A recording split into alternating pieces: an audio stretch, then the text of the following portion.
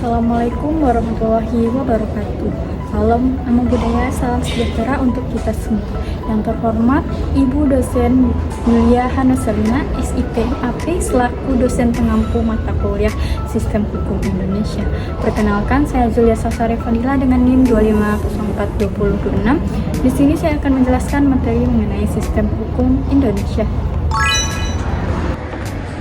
Yang pertama ada tentang hukum, pembangunan, dan kesejahteraan hukum. Hukum adalah aturan yang mengatur perilaku masyarakat agar terciptanya suatu ketertiban. Dalam konteks pembangunan, hukum merupakan suatu fondasi agar pembangunan bisa berjalan lebih terarah, adil, dan dapat meningkatkan kesejahteraan umum. Tanpa hukum yang baik, pembangunan mudah terjadi penyimpangan seperti korupsi, ketidakadilan, dan ketidakpastian investasi. Oleh karena itu, hukum yang jelas, tegas, dan konsisten sangat penting agar pembangunan menghasilkan kemajuan ekonomi, sosial, dan keamanan bagi seluruh masyarakat Indonesia. Materi yang kedua yaitu politik hukum. Politik hukum adalah arah, kebijakan, dan strategi negara dalam membentuk dan menegakkan hukum. Artinya, hukum dibuat oleh pemerintah tidak berdiri sendiri, tapi mengikuti tujuan negara. Contoh politik hukum yang pertama yaitu ada reformasi hukum untuk pemberantasan korupsi, penyederhanaan regulasi untuk mendukung investasi, perubahan hukum perdata sebagai pembaruan hukum nasional. Materi yang ketiga yaitu ada hierarki peraturan perundang-undangan.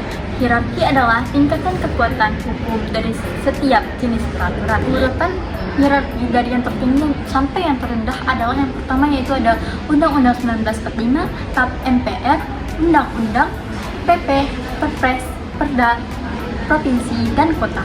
Semakin tinggi kedudukannya, semakin kuat daya pengikatnya. Peraturan yang lebih rendah tidak boleh bertentangan dengan peraturan yang lebih tinggi. Yang keempat yaitu ada pembentukan peraturan perundang-undangan. Legal drafting adalah proses perancangan peraturan hukum secara sistematis dengan bahasa hukum yang jelas.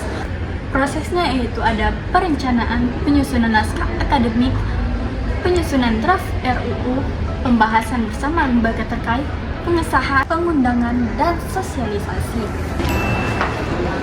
Materi yang kelima yaitu ada penegakan hukum dan permasalahannya di Indonesia. Penegakan hukum adalah proses menerapkan aturan agar hukum berjalan, namun di lapangan di Indonesia menghadapi beberapa masalah. Yang pertama yaitu ada korupsi dan mafia peradilan, penyimpangan akses keadilan, penegakan yang tidak konsisten, kurangnya integritas aparat, tumpang tindih regulasi. Akibatnya, masyarakat merasa hukum tidak selalu adil dan kasus sering larut-larut. Materi yang keenam yaitu ada sengketa hukum. Yang pertama yaitu ada litigasi, penyelesaian sengketa melalui pengadilan. Contohnya yaitu persidangan pidana, perdata, dan tata usaha negara. Kelebihannya yaitu final meningkat, ada keputusan hakim. Kekurangannya yaitu lama, biaya tinggi, dan formal. Yang kedua yaitu ada non-litigasi, penyelesaian sengketa di luar pengadilan. Bentuknya yaitu ada mediasi, arbitrasi, negosiasi, konsiliasi, yang dimana kelebihannya yaitu lebih cepat, fleksibel, menjaga hubungan baik. Kekurangannya yaitu hasil tidak selalu meningkat, kecuali arbitrasi. Materi yang ketujuh yaitu ada hukum acara dan macam-macamnya.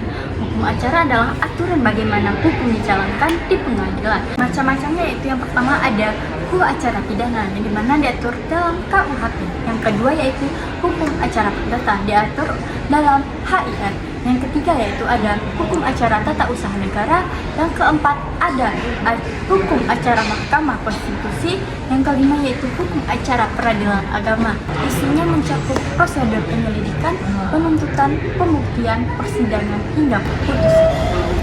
Materi yang ke-8 yaitu ada sistem peradilan dan kekuasaan kehakiman. Kekuasaan kehakiman adalah kekuasaan negara untuk menyelenggarakan peradilan guna menegakkan hukum dan keadilan. Di Indonesia, sistem peradilannya terdiri dari peradilan umum, peradilan agama, peradilan tata usaha negara, peradilan militer, dan Mahkamah Konstitusi. Lembaga puncaknya adalah Mahkamah Agung untuk 4 lingkungan peradilan. Materi yang ke-9 adalah pembuktian.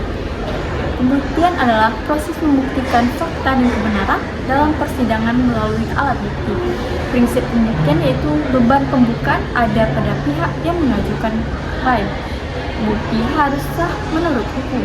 Hakim menilai bukti secara bebas namun tetap objektif. Materi yang ke-10 adalah alat bukti. Dalam hukum Indonesia, alat bukti berbeda menurut jenis peradilannya. Secara umum, alat bukti meliputi keterangan saksi, keterangan ahli, surat, atau dokumen. Sekian materi yang dapat saya jelaskan. Semoga bisa memberikan manfaat bagi semuanya. Saya pamit undur diri. Assalamualaikum warahmatullahi wabarakatuh.